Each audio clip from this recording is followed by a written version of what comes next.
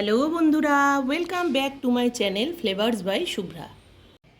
আজ তৈরি করব বাটার চিকেন। বাটার চিকেনটা তৈরি করার জন্য আমি চিকেনটাকে প্রথমে ম্যারিনেট করে নেব। দিয়ে দিচ্ছি লবণ, হলুদ গুঁড়ো আর এক টুকরো লেবু।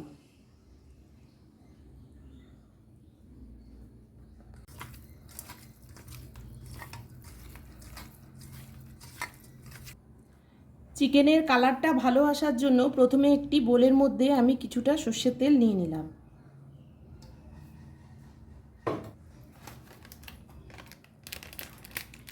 এবার দিচ্ছি কাশ্মীরি লঙ্কার গুঁড়ো।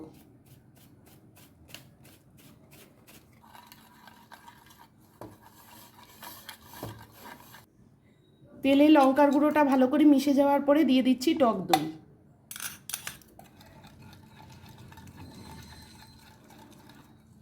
চিকেন টিক্কা যেভাবে তৈরি করে ওইভাবেই চিকেনটাকে আমি প্রথমে ম্যারিনেশন করে নেব। এবারে এটার মধ্যে চিকেনটাকে দিয়ে দিচ্ছি।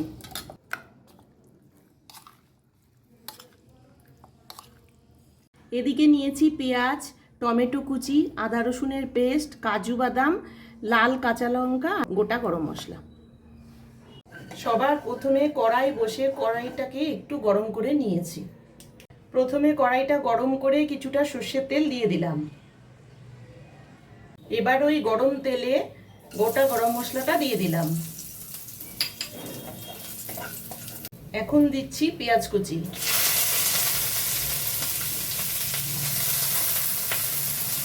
আমি ম্যারিনেশনের সময় আদা রসুনের পেস্টটা দিতে ভুলে গেছি, তাই এখন দিয়ে দিলাম। 1 চামচের মতো পেস্ট দিয়ে মাংসটা ম্যারিনেট করে রেখে দিলাম। এবারে দিচ্ছি লাল লঙ্কাগুলো, টমেটো, এখন কাজু বাদামটাও দিয়ে দিলাম, দিয়ে আদা রসুনের পেস্টটাও দিয়ে দিচ্ছি। 2-3 মিনিট ভালো করে মশলাটা ভেজে ঠান্ডা করে মিক্সিতে দিয়ে পেস্ট করে নেব। এখন আমি ভাজা মশলাটা তুলে নিচ্ছি।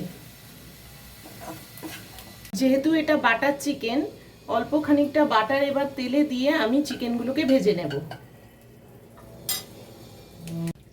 এবারে সব চিকেনগুলো ভেজে তুলব।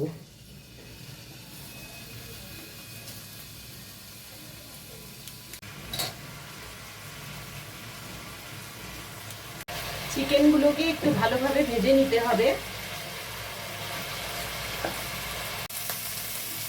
চিকেন টিক্কাগুলো তৈরি হয়ে গেছে, এবার আমি তুলে নেব।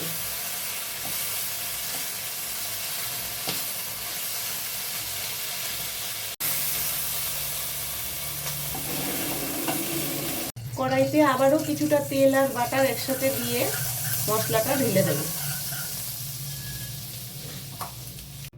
এবারে মশলাটা ঢেলে দিচ্ছি।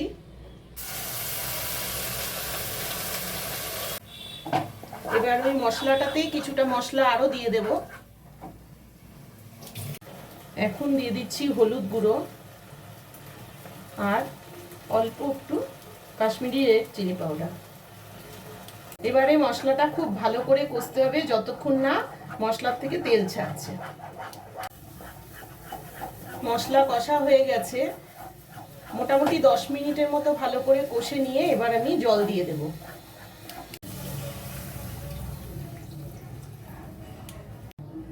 চিকেনটা সেদ্ধর ব্যাপার আছে, তাই এবার আমি চিকেনটাও দিয়ে দিচ্ছি।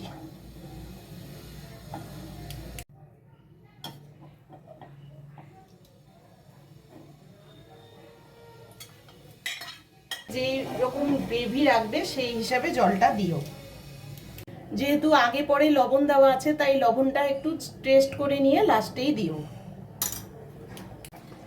রান্নাটা কমপ্লিট হয়ে গেছে, এবার আমি তুলে নেব।